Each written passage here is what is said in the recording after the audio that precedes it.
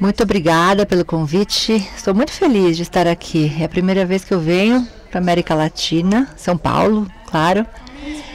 E realmente achei muito interessante poder observar o que está acontecendo na área de documentação, conservação, preservação da imagem digital nessa região aqui, né? Nessa parte do mundo, neste país, nessa cidade. Porque, na verdade, eu tenho sempre me voltado mais para a condição da Europa. Eu sou da Holanda e meu foco, basicamente, tem estado nesse país. Então, é muito interessante estar aqui, ouvir as apresentações, poder trocar ideias e aprender uns com os outros. Não domino muito português, não estou muito familiarizada, e nem com o Windows, então não sei que botão que eu devo apertar. Tá bom, agora acho que vai dar certo. Espero. Padronização, viva a padronização.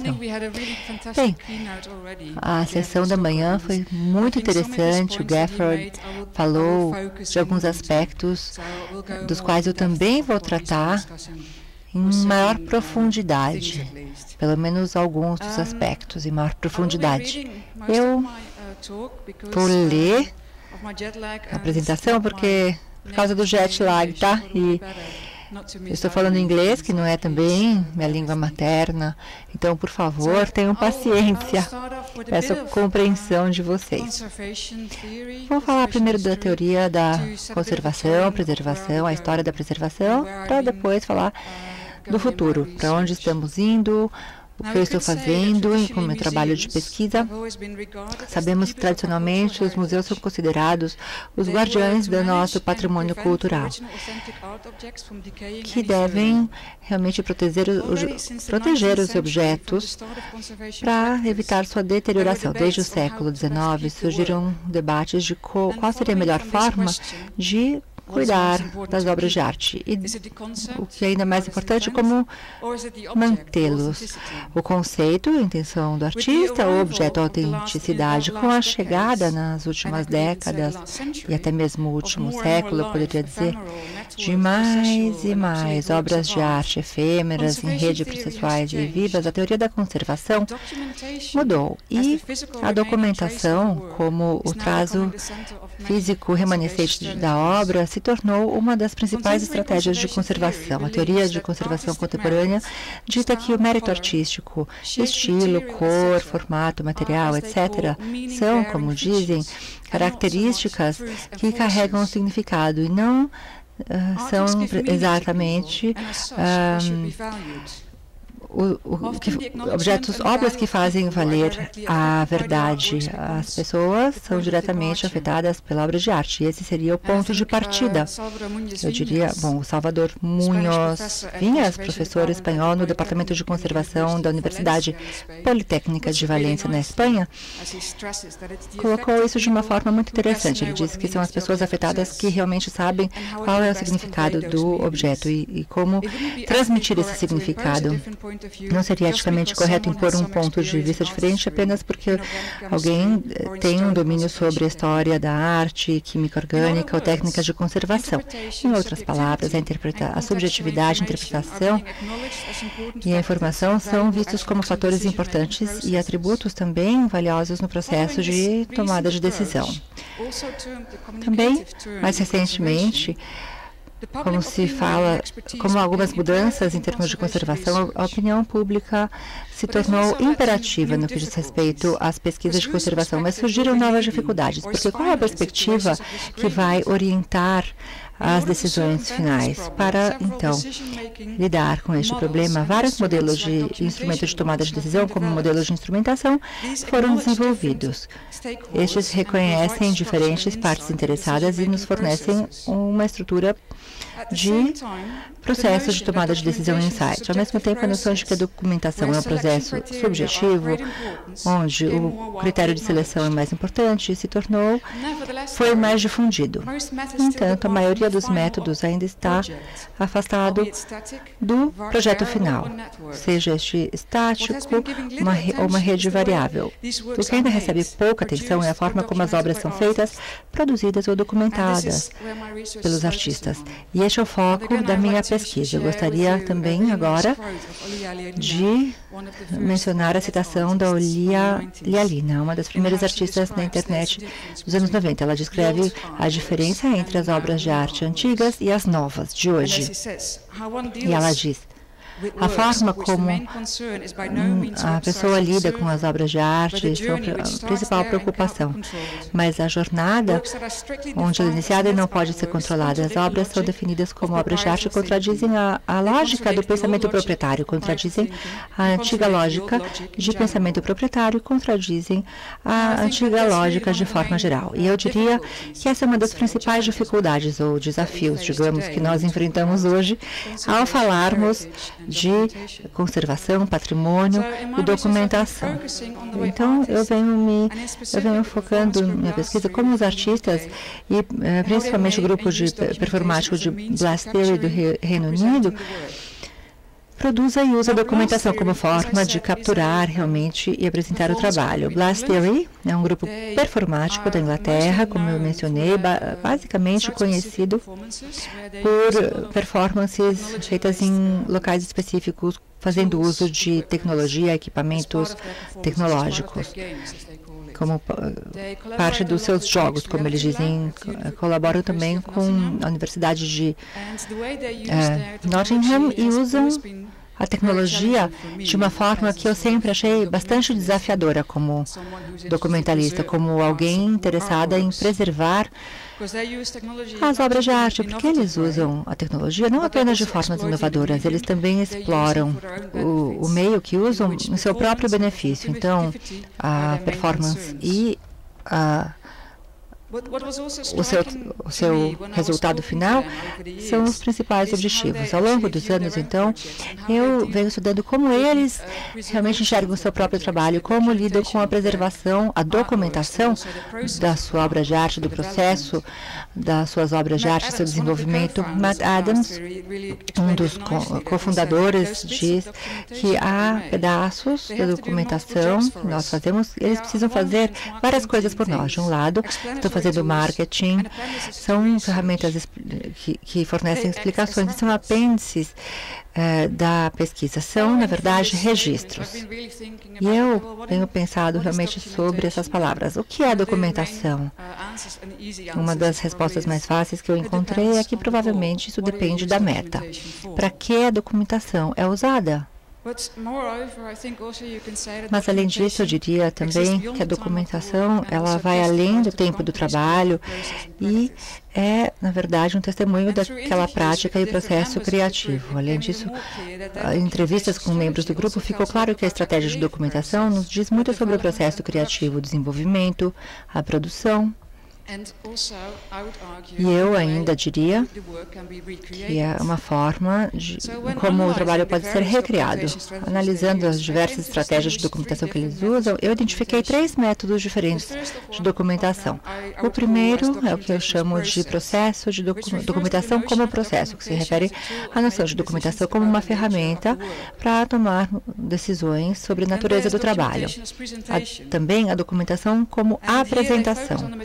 O foco, nesse caso, no material que eles fazem para explicar ou comunicar o seu trabalho. Pode ser a manifestação de um evento capturado ou registrado de várias formas. Anotação, mapeamento, descrições escritas, fotografia, filme ou vídeo. Este tipo de documentação geralmente se refere à apresentação do trabalho, às vezes como parte de uma instalação ou como uma nova instalação. E, nesse caso, a documentação torna-se a obra de arte. Este aqui é um dos vídeos do Uncle Roy, é um dos jogos que eles fizeram há alguns anos em Londres. Vocês podem acessar o link e ver o vídeo. Nós não teremos tempo de ver agora, porque eu queria realmente me concentrar no terceiro método de documentação, que é a documentação para preservação. Ou seja, falamos das estratégias de documentação durante o processo de criação do trabalho, apresentação do trabalho, e assim há uma ênfase sobre o arquivo dos materiais, o que é bastante incomum, ao meu ver. Vemos aqui um dos projetos do Uncle Roy, e eles então mantêm essas pastas. Isso é bastante incomum, porque não é um acervo de nenhum instituto. Eles mesmos vão usar esse material, essas pastas, como uma referência do que já fizeram no passado. Agora, eu vou falar especificamente da documentação como processo. A terceira fase da documentação.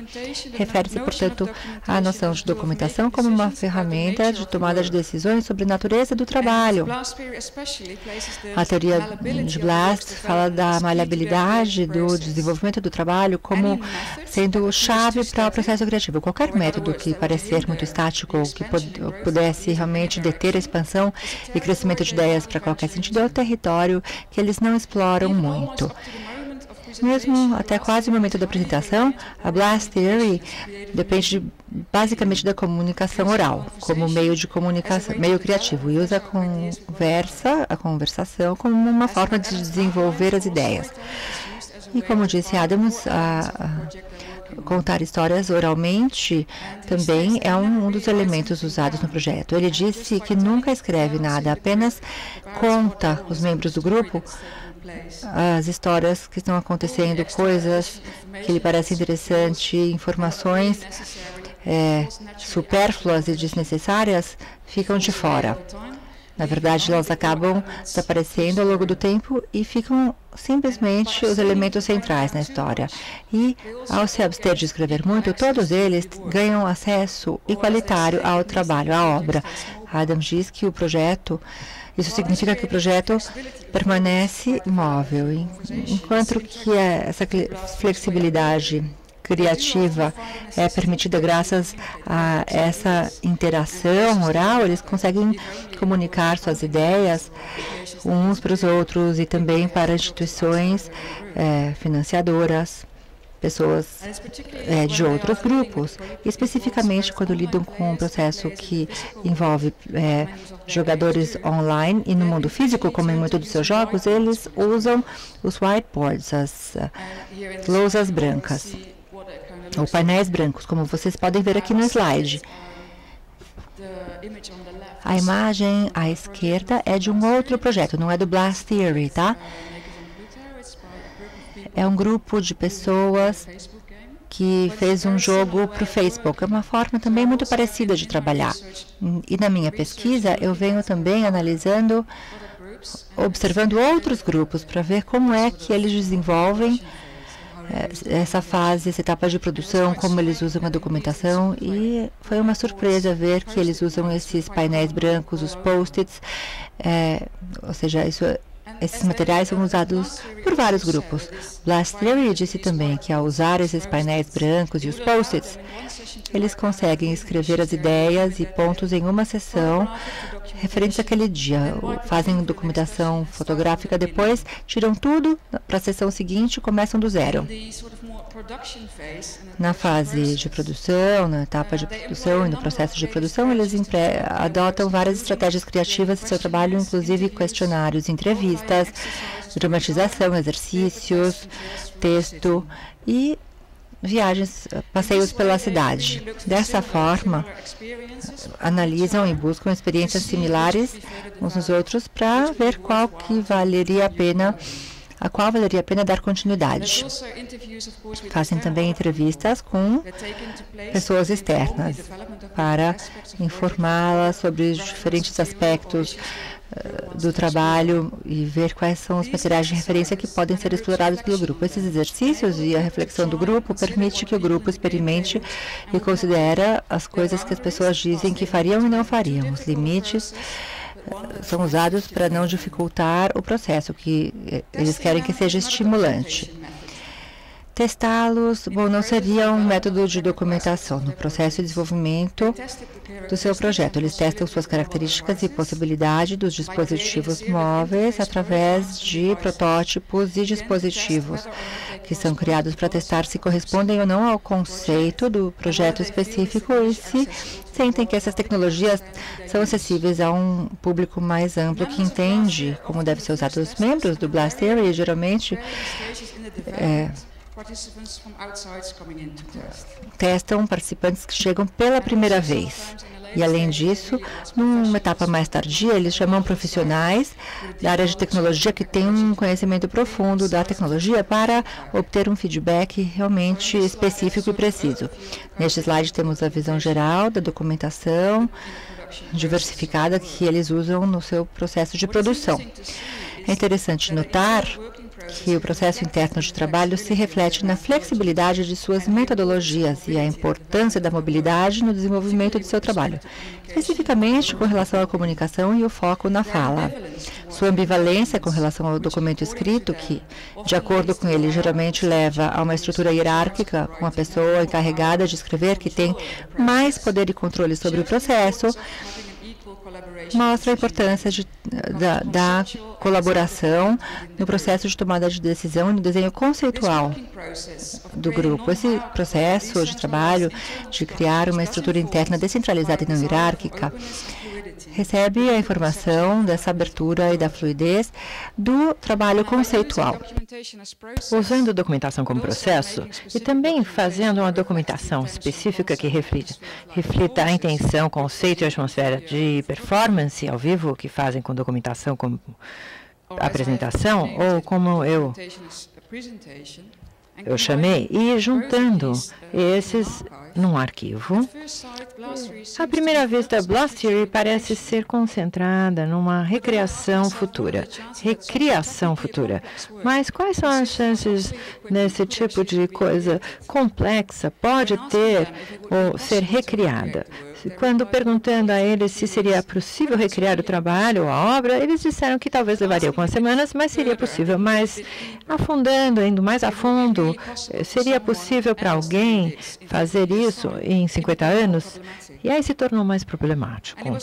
E não foi apenas por causa da obsolescência óbvia do hardware técnico e dependências de rede, mas mais importante por causa da mudança de configurações de software, notações e comentários em updates de versões acontecendo em intervalos irregulares, fazendo com que fosse difícil decifrar todos os códigos e decisões tomadas. Da mesma forma, é preciso saber também a ancoragem histórica da tecnologia, porque poderia ter influência com vontade ou desejada ou não indesejada em relação ao que acontece. Temos aqui as técnicas, dificuldades também. Há também a parte de performática do trabalho, da obra, que precisa ser recriada. Nick Tangevic diz, que é membro do grupo, eu cito, há todos os tipos de aprendizagem específica sobre como você gerencia as pessoas numa situação específica.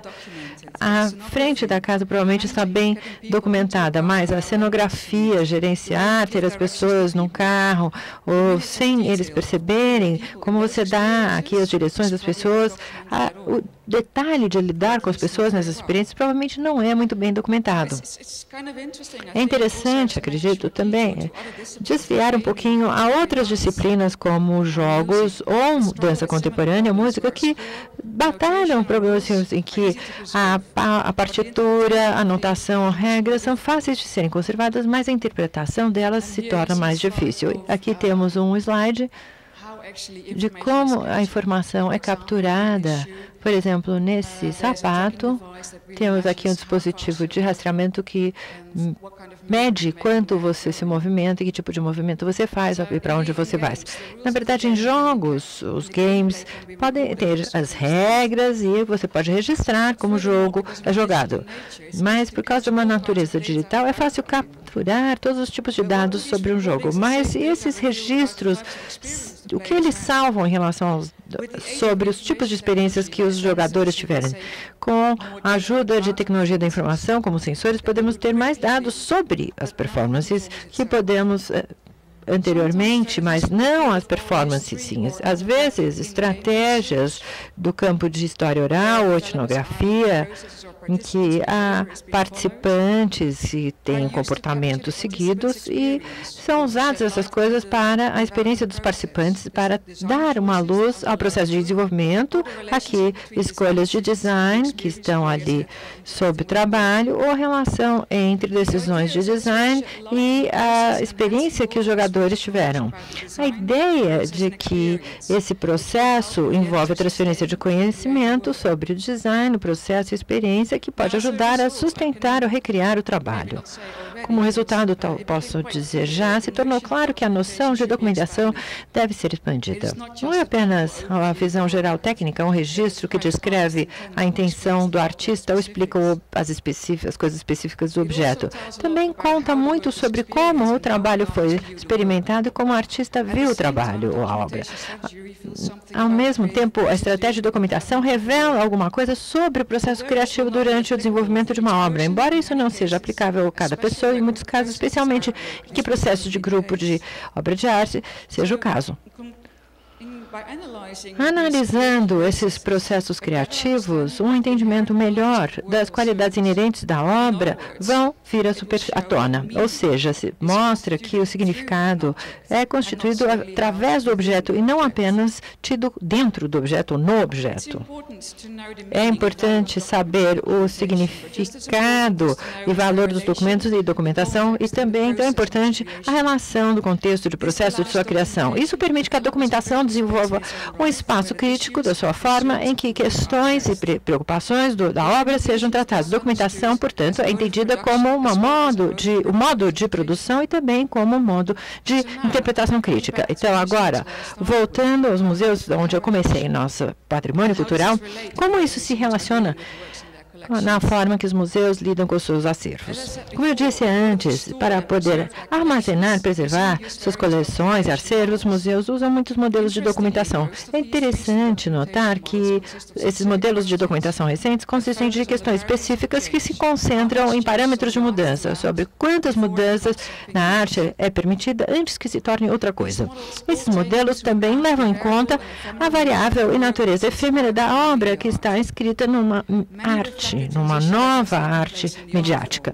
Muitos refletem aqui a transição que aconteceu na forma de arte, do objeto ao processo e contexto, e também reconhecendo a variabilidade no tempo como elementos essenciais, às vezes indo até a sugestão da reinterpretação como método de conservação, portanto, indo bem longe dos conservadores tradicionais. Eu fiz aqui um tipo de comparação entre documentação de museus e de artistas. Eu não vou entrar em detalhes aqui, mas menciono aqui alguns aspectos marcantes dos modelos em relação ao uso possível para arte midiática ou arte na internet. A ênfase é no trabalho final, no museu, o produto final, enquanto que a literatura arquivística tem um reconhecimento de preservação que começa com a criação. Embora seja reconhecido com as intenções, isso é importante, não é tão fácil de extrair, formular ou até compreender a arte pelo criador ou pelo membro ou pelo visualizador ou o público. A maioria das práticas de arte na internet lidam com práticas de criação múltiplas e contextos que são incertos no momento. Isso parcialmente é refletido pelos modelos do estado ideal, o passado e o presente, mas esses parâmetros talvez não sejam suficientes para lidar com a necessidade de variação inerente à obra.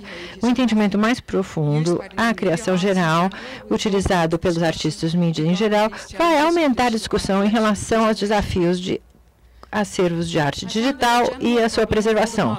Um problema geral de todos os modelos é que há uma estrutura rígida que, como eu disse antes, dificulta um projeto de documentação repetível e realista, especialmente fora do campo da arte de instalação. Embora aqui há uma série de coisas que são informativas e valiosas. Ao mesmo tempo, a maioria dos modelos são estabelecidos pelas convenções de classificação de informação que com a qual são familiares. Isso aqui não é importante para perceber que é um ponto ideológico. Temos aqui classificações, tags, e mudam, e a usabilidade desses modelos pode ser dificultada. Isso afeta obras que foram descritas e que usam bases de dados e interação como modelos baseados em textos. O entendimento completo do papel contemporâneo da informação e organização é necessário se quisermos criar ou recriar uma obra. Uma outra coisa que falta na maioria dos modelos é que não leva em conta o contexto participativo da obra. Isso pode ser feito a interação homem-computador, métodos etnográficos ou estratégias do campo de história oral, porque relatos das experiências dos participantes podem ser ricas e retratos variados de como obras de arte existiram em experiência e necessariamente ampliariam nosso entendimento em relação à arte midiática. E também em relação ao seu contexto cultural e social. A variabilidade da forma artística, o que descobrimos conversando com vários experts, professores, dançarinos, coreógrafos, é que havia necessidade de um sistema multicamadas, em que várias camadas de informação podem ser acessadas a qualquer momento e relações dinâmicas entre várias alimentações de dados pudessem ser feitas. Esse sistema multicamadas transformaria em possível passar de um exemplo para o outro, de processo criativo à produção e apresentação e vice-versa. Na verdade, a sobreposição de vários elementos, podemos ter aqui uma descoberta maior e temos aqui uma possibilidade de reprodução maior. Na teoria, a recriação da arte na net pode existir considerando todas as coisas envolvidas. Mas a probabilidade disso acontecer aumentaria, eu diria, quando a estratégia for integrada a práticas de museus, adaptando modelos existentes, dando mais atenção ao processo criativo ou, em outras palavras, seguindo a abordagem de baixo para cima. É importante para curadores, conservadores e outros envolvidos na confecção, apresentação e preservação da obra estarem cientes desses métodos e precisamente descreverem e registrarem esses. Isso também leva ao melhor entendimento da obra e potencialmente pode levar à oportunidade de criar novas versões, assim construindo, elaborando e comentando num estado prévio. Se essa abordagem fosse seguida, não apenas abre novas formas sobre o que a conservação e preservação significa, mas pode, na verdade, estimular novas formas de lidar com a estrutura e a função do museu. O museu, pensem, pode passar do custodiante de objetos mortos ao espaço vivo, em que a apresentação, discussão e exploração ativa estão juntos. A diferença mais importante com as obras de arte mais tradicionais é que a conservação da arte na internet precisa material e pesquisa técnica e analisa aqui a sua experiência e caráter performativo. Assim, podemos falar de uma terceira fase da conservação. Primeira fase, objeto, para a parte de comunicação e agora para a sua performance. E não estamos aí ainda. Eu acho que o primeiro passo seria a necessidade de uma documentação estendida. E tendo aqui uma documentação ampliada e encontrando uma documentação maior e as suas diferentes fases.